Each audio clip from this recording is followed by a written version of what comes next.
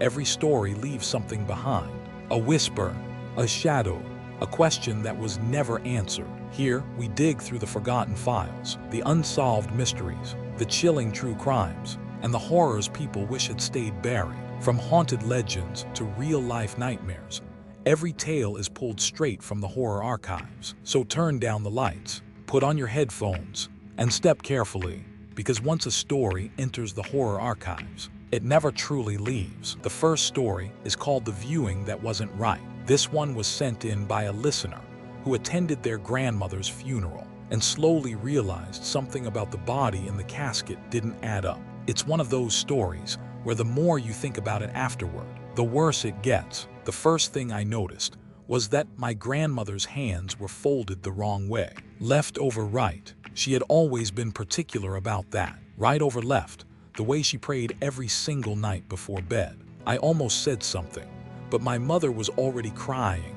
and I didn't want to make a scene. The funeral home was one of those old converted Victorian houses on the edge of town, the kind with narrow hallways and wallpaper that had been painted over so many times you could see the texture of old floral patterns pushing through the surface like veins. It smelled like lilies and something chemical underneath, something sweet and wrong that you couldn't quite place. I was 23 at the time.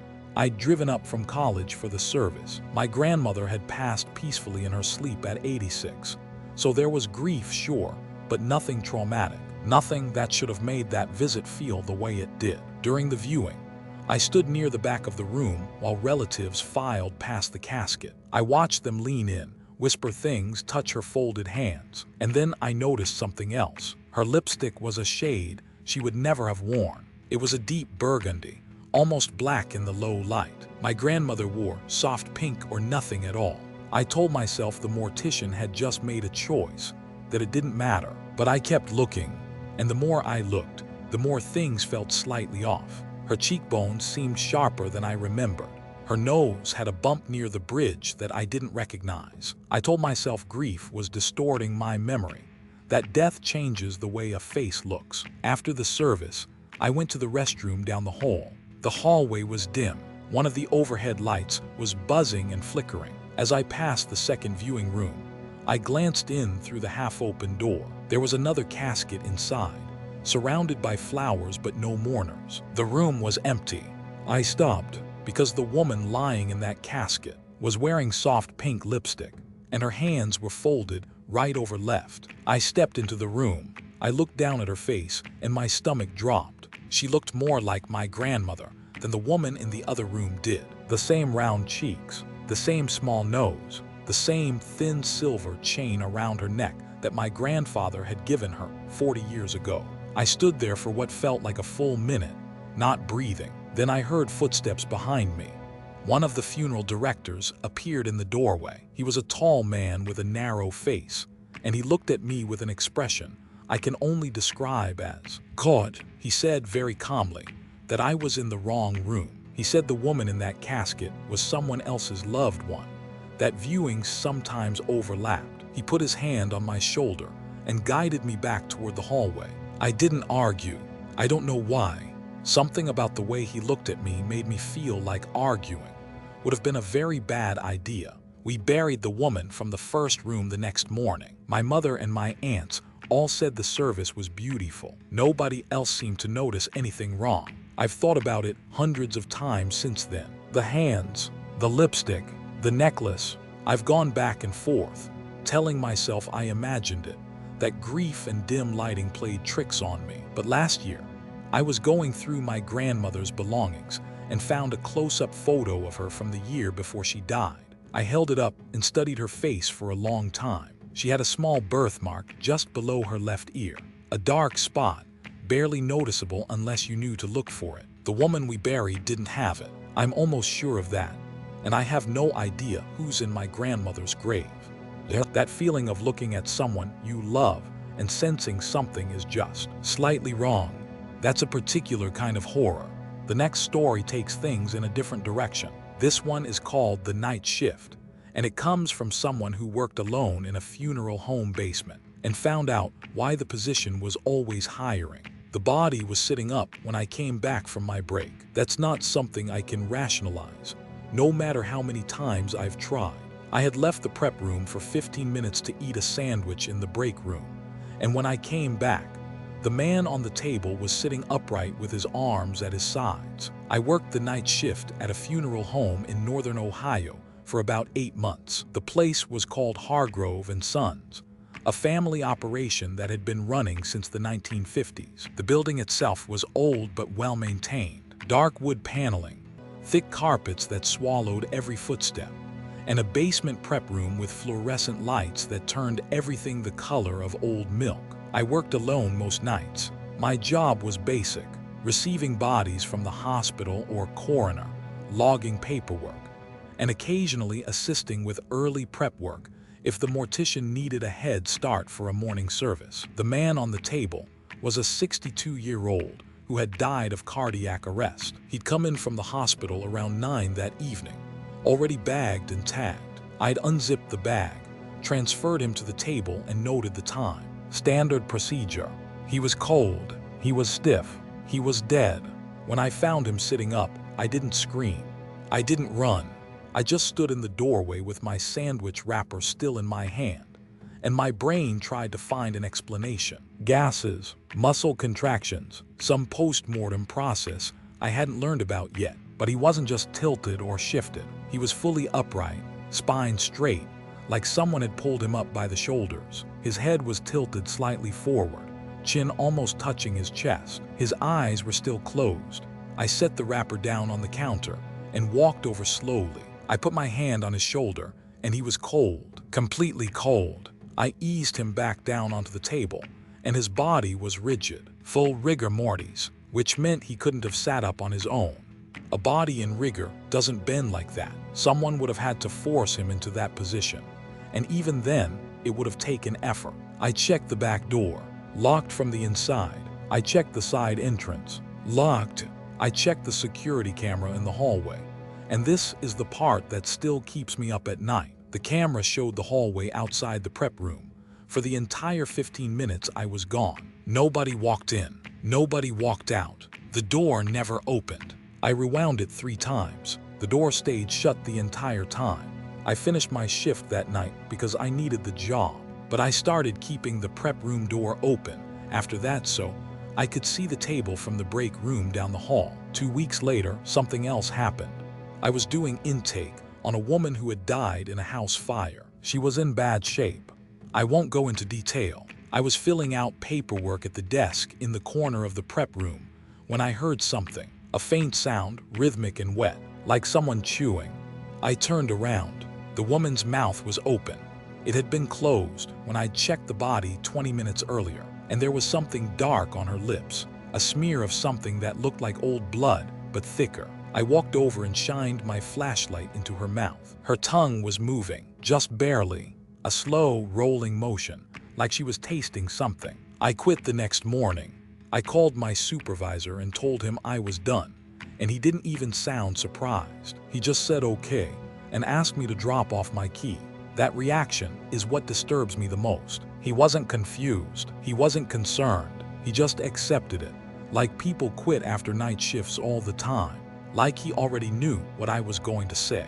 I drove past Hargrove and Sons a few months ago. The building is still there, still operating. The lights in the basement were on. It was 3 in the morning. Someone's still working that shift. I wonder how long they'll last. Sometimes you hear a story, and you can kind of explain it away. Bad lighting, sleep deprivation, an overactive imagination. This last one, I can't do that with. This is called the wrong room, and it was sent in by someone who used to coordinate funeral services in the Dallas-Fort Worth area. What they saw one evening, and what happened 3 days later, I'll let them tell it. The little girl standing in the hallway wasn't on the guest list. I know that because I was the one who made it. I'm an event coordinator. For about 2 years, I did freelance work for funeral homes in the Dallas-Fort Worth area, helping families organize services, managing flowers, music, seating, all of it. Most of the time, the job was just logistics. Sad logistics, but logistics. The Ridgewood Chapel was one of my regular venues. It was a newer building, all clean lines and soft lighting, but it backed up against a wooded lot that made the rear of the property feel isolated, especially after dark. There were 4 viewing rooms, a main chapel, and a long L-shaped hallway that connected them all. The hallway had no windows. The service I was coordinating that evening was for a man named Gerald Prout, 67, died of pancreatic cancer. Small service, 14 guests all confirmed. I had the list on a clipboard. By 7:30, all 14 were seated in viewing room 2. I was walking the hallway, doing a final check on the flower arrangements in the other rooms, when I saw her, a girl, maybe 6 or 7, standing completely still at the far end of the hall near viewing room 4. She was wearing a dark blue dress with white tights and black shoes. Her hair was pulled back in a tight ponytail. I assumed she belonged to another family, maybe a late addition to a different service. But viewing room 4 wasn't booked that night. None of the other rooms were. I'd confirmed the schedule myself. I walked toward her. As I got closer, I noticed she wasn't looking at me. She was looking at the door to viewing room 4, just staring at it, her hands at her sides, completely motionless. I said hello. I asked if she was looking for her parents. She didn't respond. She didn't even blink. I was maybe 10 feet away from her when she turned her head and looked at me, and I stopped walking. Her expression wasn't scared or lost or confused. It was blank, completely and totally blank, like looking at a face that hadn't decided what to be yet. And her eyes were wrong. They were dark but not brown. They were dark the way a room is dark, when there's nothing in it at all. She turned back toward the door, reached up and pushed it open. Then she walked inside. I followed her. I don't know why. I should have gone to get someone, but something about the way she moved made me feel like if I looked away, I'd lose something I couldn't get back. Viewing room 4 was empty. No casket, no chairs, no flowers. Just a carpeted room with dim overhead lighting and curtains drawn over a window that looked out at the tree line. The girl was standing in the center of the room, facing the far wall. Then she turned around and looked at me again.